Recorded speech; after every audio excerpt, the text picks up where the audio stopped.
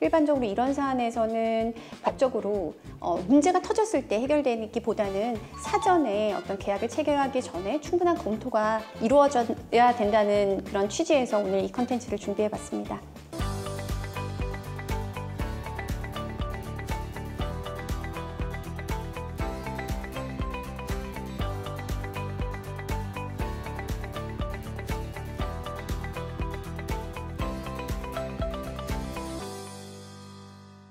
변호사님, 오늘은 어떤 주제로 저희가 이야기를 나눌까요? 요즘에 상당히 많았던 내용인데요. 분양계약에 있어서 임대를 100% 보장하겠다, 그다음에 임대 수익도 보장하겠다, 뭐 이런 내용이고, 아니면 대형 프랜차이즈가 입점되는데 그것을 보장한다, 이런 내용의 광고를 믿고 분양계약을 체결했는데, 분양계약 자체를 뭐 해지하거나 취소할 수 있는지, 아니면 이로 인한 손해배상을 구할 수는 있는지, 이에 대한 법적 대응에 대해서 한번 이야기 나누면 좋을 것 같습니다. 네.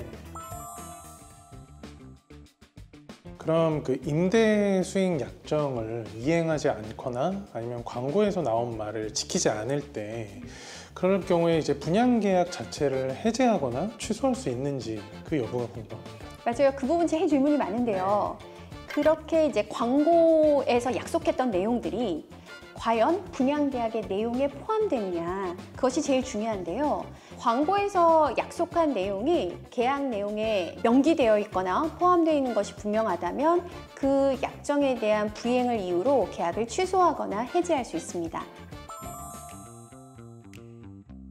그럼 그 임대 수익 약정이 이제 분양계약의 내용으로 볼 수 있는지 이 판단 기준에 대해서는 법원은 어떻게 보고 있을까요? 임대 수익 보장 약정만이 아니라 어떤 광고 속에서 얘기했던 약정이 이제 계약에 포함되는지를 판단하기 위해서는 아파트의 외형이나 아니면 뭐 바닥 재질, 구조, 기능 등 그 분양계약에 있어서 본질적 내용이냐, 이게 기준이 될 수 있고요. 또 한 가지는 수분양자 입장에서 분양자에게 이행을 청구할 수 있는 내용일까, 이 부분인데요. 이제 예를 들어 도로 확장 같은 경우는 수분양자 입장에서 생각하더라도 이것을 분양자가 임의로 이렇게 해줄 수 있다라고 생각하기는 좀 어려운 내용이잖아요. 도로 확장 같은 경우 이게 쉽게 할 수 있는 일이 아니니까요. 반면에 온천 광고나 바닥재 광고, 테마공원 이런 거 같은 경우에는 수분양자 입장에서 이행을 구할 수 있다라고 생각할 수 있는 내용이기 때문에 지금 말씀드린 거는 이제 법원에서도 인정된 사안들인데요. 이런 내용의 경우에는 법원에서 계약 내용에 포함되어 있다고 판단하고 있습니다. 그런데 법원은 임대 수익을 보장하는 약정의 경우에 분양계약에 포함된 경우라고 보지 않는 사례가 훨씬 더 많습니다. 왜냐하면 임대 수익을 보장하는 약정이 분양계약서에 명기되어 있는 경우가 거의 없기 때문에 그냥 단순히 광고에 있거나 어떤 구두로 약속만 한 경우에는 분양계약 자체의 내용에 포함되어 있다고 보지는 않는 경우가 대부분입니다. 말씀하신 법원의 판단 기준을 고려해서 그렇다면 이제 분양계약 체결 시 주의해야 할 사항은 어떤 것들이 있을까요?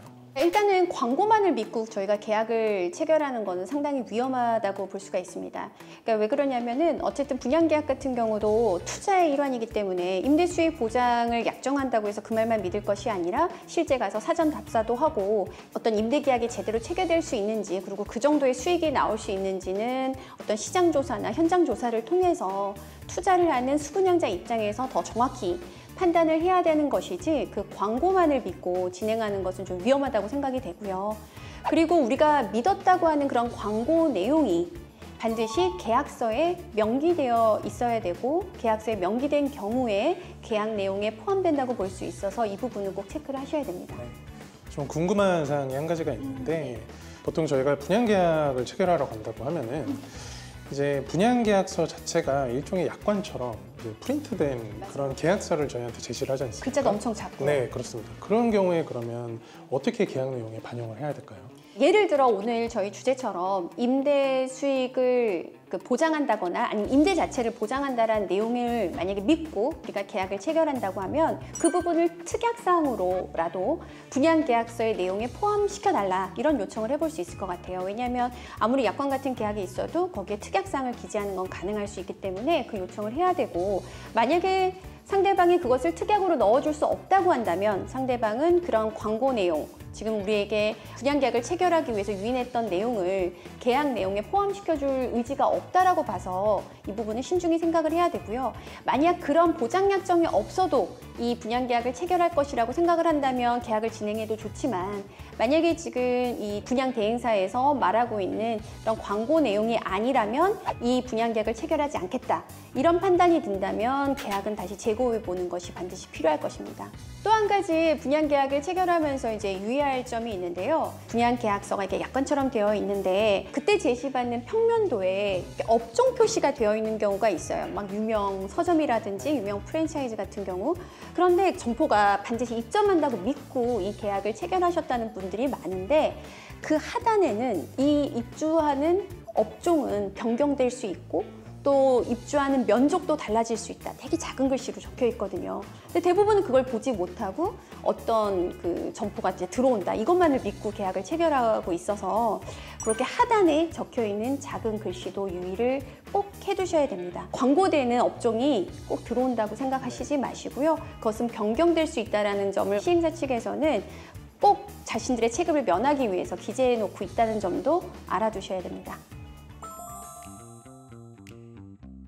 그렇다면 이제 광고에서 말한 사항을 이행하지 않거나 임대수익 약정을 이행하지 않을 때 그러면 형사상 사기죄가 성립될 여지가 있을까요?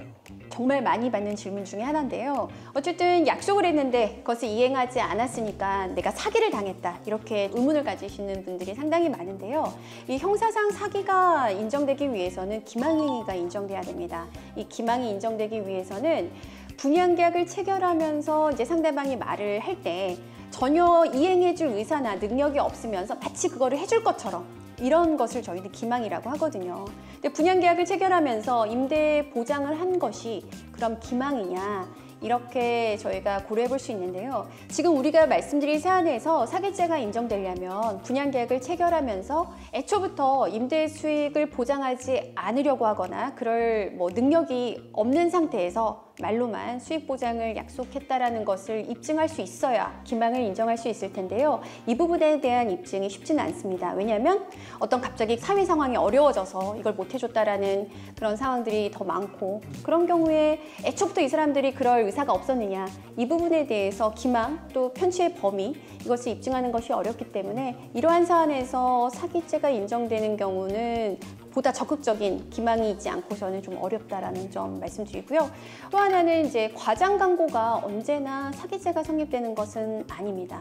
상거래 관행상 어느 정도의 광고에는 과장이 포함됐을 수 있다, 이런 부분들이 이렇게 통용되어 있기 때문에 실제 그 광고 내용이 사실과 조금 다르다고 해서 언제나 어떤 기망이 인정되는 것이 아닌 점, 그렇기 때문에 앞서 말씀드렸던 것처럼 투자를 하는, 분양계약을 체결하는 사람 입장에서 좀 더 많은 것을 알아보고 신중히 계약을 체결하는 것이 저는 필요하다고 생각됩니다.